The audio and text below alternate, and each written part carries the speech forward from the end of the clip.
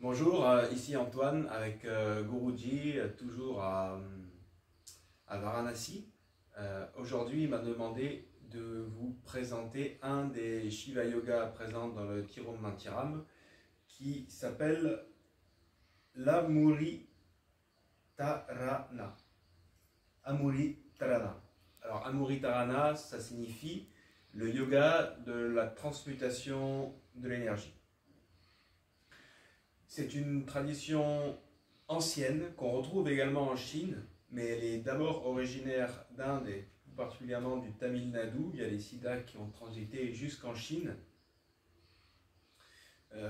Ces siddhas, ce sont Kalaginath et Bogart qui sont allés en Chine, notamment qui sont connus là-bas, qui sont connus sous le nom de Confucius. Alors on peut retrouver cette connaissance en Chine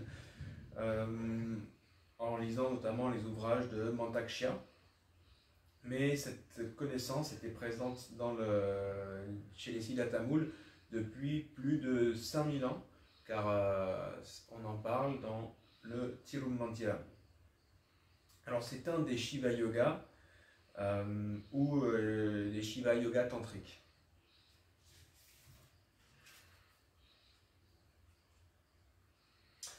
L'objectif de cette pratique, c'est d'amener l'énergie présente au niveau des gonades, au niveau des centres sexuels, pour l'emmener jusqu'au cerveau.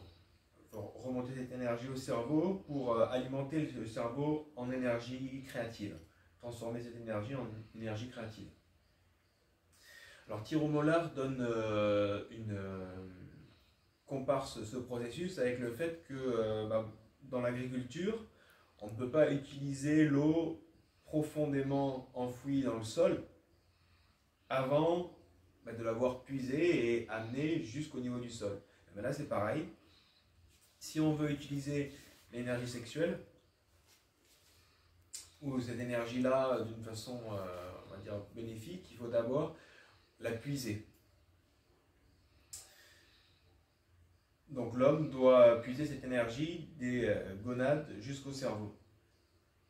Alors dans ce processus, le cerveau reste, on va dire, le pilote, le contrôle.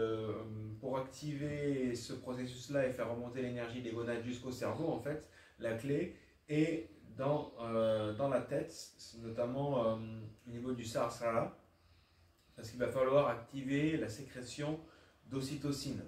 La sécrétion d'ocytocine va faire en sorte que l'énergie présente au niveau des gonades remonte. Donc en fait, il faut activer un processus dans le cerveau qui va faire en sorte que l'énergie sexuelle va remonter. Alors les gonades et l'énergie sexuelle est connectée avec le centre Swadhisthana. Alors le chakra Vatara Swadhisthana, donc qui est de la nature de l'eau. Et traditionnellement, de base, ce centre-là va avoir tendance à envoyer l'énergie sexuelle, l'énergie des gonades vers le bas. C'est pour ça, dans les représentations classiques, en fait, au niveau du Swadhisthana, on a une lune orientée, un croissant de lune orienté vers le bas, pour signifier que l'énergie des gonades descend. Donc voilà, pour les femmes ou pour l'homme, cette énergie va être tendance à être orientée vers la sexualité ordinaire. Et par une pratique donc, qui vise notamment à visualiser cette lune, mais tournée cette fois-ci vers le haut, faire face à une autre lune visualisée au niveau du crâne, cette énergie va pouvoir remonter jusqu'à cette pleine lune. Alors une demi-lune ici, enfin un croissant de lune en bas, une pleine lune en haut, et l'énergie qui circule entre les deux qui remonte. Et ça a été, c'est un processus qui est bien connu dans les Shiva Agama ou Shiva Tantric Yoga, notamment qui s'explique grâce au système nerveux centralisé, au système nerveux parasympathique et au système de sécrétion endocrine, des glandes, le système endocrinien. Alors Le système nerveux centralisé avec la colonne vertébrale et le cerveau, le système nerveux parasympathique avec l'hypothalamus, et le système endocrinien avec toutes les différentes glandes et sécrétions hormonales. Alors, le système nerveux centralisé et le système endocrinien sont indépendants, mais chacun vont être reliés par le système nerveux parasympathique.